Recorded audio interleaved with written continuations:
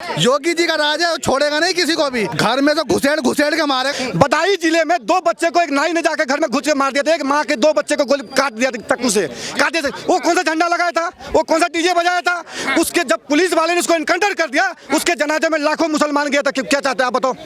कौन वो हिंदू मुसलमान करवा रहे हैं? कौन करवा रहे हैं? अब आपसे पूछना चाह रहे हैं। भाई साहब, योगी जी है, सबको पता है, उन्हें कांड किया है तो बचेगा तो नहीं, ये तो सबको पता है। जिस तरीके से योगी जी एनकाउंटर करवा रहे हैं, आपको लगता है कि योगी जी की जो एनकाउंटर की नीति है सही काम कर रही है? एक मिनट, आपने ये क्यों बोला एनकाउंटर करवा रहे हैं?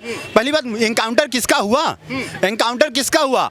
18 से अधिक गोलियां किसी व्यक्ति के छाती पे उतार दीजिए, करंट से उसको मार दीजिए, उसके आंखों के सामने पेचकस पिलास घुसेड़ दीजिए, उसके बाद आप कहते हैं वो व्यक्ति का एनकाउंटर करवा रहे हैं? क्या मजाक की बात करते हैं पत्रकार महोदय? विचार कीजिए अपने सवालों पे। ऐसे व्यक्ति को लंगड़ा ऑपरेशन भी नहीं होना चाहिए। ऐसे व्यक्ति को ये जिस मानसिकता और जिस विचारधारा का हो उसी जगह पहुंचा देना चाहिए। पत्रकार महोदय, देखिए, ऐसे लोगों का सपोर्ट आप लोग कर रहे हैं। आप उसे बेचारा घोषित करा देंगे जनता की नजर में। वो बेचारा नहीं हो सकता। 18 से अधिक गोली अगर मैं आपके छाती में उतार दूं और मैं जिंदा रहूं तो आप यकीन मानिए, अगर मैं जिंदा रहूं और 18 से अधिक गोली उतार दूं तो इस समाज का ये दुर्भाग्य है जी, मुझ जैसे अपराधी को झेल रहे हैं। जो समाजवादी पार्टी के लोग हैं, कांग्रेस के लोग हैं, कह रहे कि जिस तरीके से गोपाल की जो हत्या हुई, उसके शरीर में 35 छर्रे मिले, कह रहे कि ये तो एक्शन का रिएक्शन था क्योंकि उसने झंडा उखाड़ा। बस करिए, बस करिए, बस करिए। अतीक अहमद को पालने वाला कौन पार्टी था बताइए ना? अंसारी को पालने वाला, मऊ को जलाने वाला कौन पार्टी का था? गाजीपुर जलता था तो कौन पार्टी का था? उत्तर प्रदेश आए दिन जलता था तो कौन पार्टी का था? राम मंदिर जब बनने की बात आई, राम मंदिर का जब हमारा रथ यात्रा निकला तो हमारे लोगों को मार के खून की लहू लुहान करा दिया गया, पूरी सरयू को रक्त रंजित कर दिया गया। कौन सा पार्टी शासन काल में था? क्या मजाक करते हैं पत्रकार महोदय? किससे आप सीख कर आए हैं सवाल पूछना? ये कतई हम ऐसे सवाल कह रहे कि योगी जी गलत। समाजवादी पार्टियों के पास माइक आप क्यों ले जाते हैं? समाजवादी पार्टी और कांग्रेसियों के पास माइक मत ले जाइए, इनको बोलने का मौका मत दीजिए और आप अपनी पूरी शक्ति लगा दीजिए। अगर आप चाहते हैं कि उत्तर प्रदेश ही नहीं बल्कि पूरा भारत जाहिल मुक्त हो, आतंकवादी मुक्त हो, उग्रवादी मुक्त हो, दंगा मुक्त हो, तो आप लोग पूरी शक्ति से काम करिए। योगी जी की एनकाउंटर की नीति है, जिस तरीके से आरोपियों का एनकाउंटर हुआ, सही है भाई? उसमें 100% साथ। यहाँ आप कैमरे में आइए, ये पीठ पीछे चिल्ला रहे हैं। इनको लगता है, एक मिनट, इनको लगता है आतंकवादी मारा जाएगा तो छाती में दर्द गायब होता है। भाई साहब, योगी जी है, सबको पता है, उन्हें कांड किया है तो बचेगा तो नहीं, ये तो सबको पता है। वो घर में तो घुसेड़ के मारेगा जिन्होंने कांड तो कर दिया। भाई इतना जघन्य अपराध, वे आतंकवादी है, आतंकवादी के बच्चे हैं। वो अपने बच्चों को आतंकवाद सिखाते हैं, मस्जिदों में आतंकवादी पढ़वाते हैं। ठीक है, योगी जी का राज है, वो छोड़ेगा नहीं किसी को भी, बिल्कुल छोड़ेगा, बिल्कुल सबको पता है इस चीज का। अगर सुप्रीम कोर्ट बीच में ना आ जाए ना, योगी जी को जो छूट दे दी जाए ना, तो यहाँ पे एक बवाल नहीं होगा। तो सुप्रीम कोर्ट बीच में आ जाते हैं जो लोग विपक्ष वाले कूद पड़ते हैं, जिसकी वजह से मजबूरी बन जाती है। कुछ लोग कह रहे हैं कि 10-10 गोली यार उतारना, चमड़ा उतार लेना, उसका तो खानदान को काट देना चाहिए, पूरा समाज मिलके उसके, ये एक अपराध नहीं होगा। जो समाजवादी पार्टी के और कांग्रेस पार्टी के लोग हैं, कह रहे कि योगी जी दुर्भावना की नीति अपना रहे हैं, बदले की भावना से काम कर रहे हैं। अच्छा सुनो, किसी भी पार्टी ने, विपक्षी पार्टी ने, ठगबंधन की पार्टी ने कहा है कि देखो पत्थर क्यों चलाया इन्होंने, किसी का बयान आया है? अभी एक मुस्लिम को कुछ दिक्कत हो जाए ना, पूरे ऐसा कूद पड़ेंगे जैसे मेरे पिताजी को मार दिया, मेरी बहन को, जीजा जी को मार दिया। ठीक है ना, ये अरे कार्रवाई होनी दोनों तरफ होनी चाहिए ना। ये बढ़ावा दे, इन्हें पता है कि साले ये तो जात पात पे बढ़ जाएंगे। मुस्लिम वोट तो मेरा एक रहेगा, वो तो कभी भी एक है, क्योंकि मुस्लिम वोट तो, मुस्लिम को तो आप 500 रुपये किलो भी घी पिलाओगे ना, कुछ भी मांस भी बेचोगे तो भी वो अपने समाज का ही होकर रहेगा। हमारे में तो साला कोई टमाटर के लिए रो रहा है तो कोई भिंडी के लिए रो रहा है, समझ गए ना? टमाटर और भिंडी के लिए रो रहे हैं। योगी जी सुनो, एक इस देश के अंदर एनआरसी होना बहुत जरूरी है। हकीकत बता रहा हूँ, इस देश में 5 से 7 करोड़ लोग बाहर से घुसे पड़े हैं जिनको यहाँ पे रोजगार मिल रहा है। आप दिल्ली के अंदर रेडी पटरी का पूरा सर्वे करवाए, सबसे ज्यादा बांग्लादेशी मिलेंगे यहाँ पर, क्योंकि वहाँ पे सपोर्ट मिल जाता है। हकीकत है इस बात को। इस देश के जो बहुसंख्यक समाज है वो बेरोजगारी में घूम रहा है, वो मोदी पे ठोक रहा है फोटो, उसके बाद कुछ है ही नहीं। क्या लग रहा है, जैसे समाजवादी पार्टी के लोग कह रहे हैं कि योगी जी बदले की भावना से काम करें? भाई समाजवादी पार्टी के पले हुए तो गुंडे थे वो। आपने देखे जो ये क्या बोलता है, ये कौन सा आतंकवादी थे जो जेल में लू लगने से मौत हो गया था, इसने 50 पुलिस वालों को सस्पेंड करके जेल में डाल दिया था।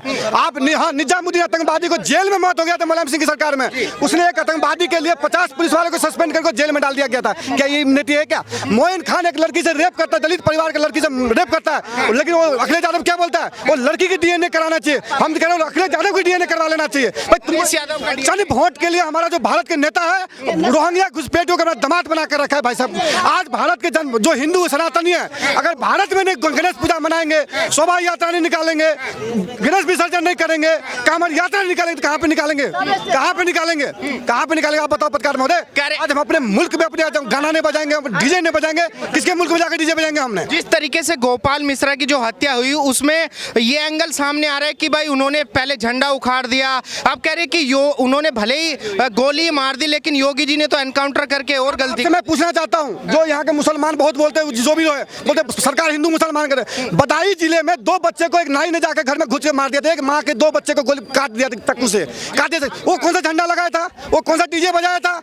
उसके जब पुलिस वाले ने उसको एनकाउंटर कर दिया, उसके जनाजे में लाखों मुसलमान गया था। क्या चाहते हैं आप बताओ? कौन वो हिंदू मुसलमान करवा रहे हैं? कौन करवा रहे हैं? अब आपसे पूछना चाह रहे हैं, कन्हैया लाल कौन सा झंडा फहरा दिया था? कौन सा फहरा दिया था भाई साहब? किसने फहरा दिया था? झंडा फहरा दिया था क्या उसने?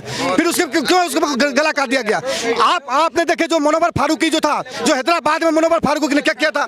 देवी देवता का गाली दे रहा था। जब तीराजा सिंह ने बोला तो तीराजा घर में आग लगाने का काम कर रहा था। किया था कि नहीं किया था? जब कोई हिंदू नेता बोल देता है इनको तुरंत लग जाता है हमारा सत्तन से जुदा, सत्तन से जुदा। कोई कांग्रेस वाले, कोई कांग्रेस से एक भी नेता नहीं आता है। एक मुसलमान के वोट के लिए कम से कम 40 नेता मुसलमान के साथ खड़े होता है, और हिंदू के साथ एक भाजपा के नेता खड़े हुआ करते हैं। और अगर मान लो कि हम अपने देश में कांवड़ यात्रा निकाले, शोभा यात्रा निकाले, कहाँ पे निकाले? जब मुहर्रम के जुलूस निकलता है तो कोई एक बार भी पत्थर नहीं चलाता है। इफ्तार पार्टी में तो कोई पत्थर नहीं चलाता है। आपको कुछ भी प्रोग्राम नमाज पढ़ते कोई पत्थर नहीं चलाता है, लेकिन हमारे देवी देवता क्यों पत्थर चलता भाई?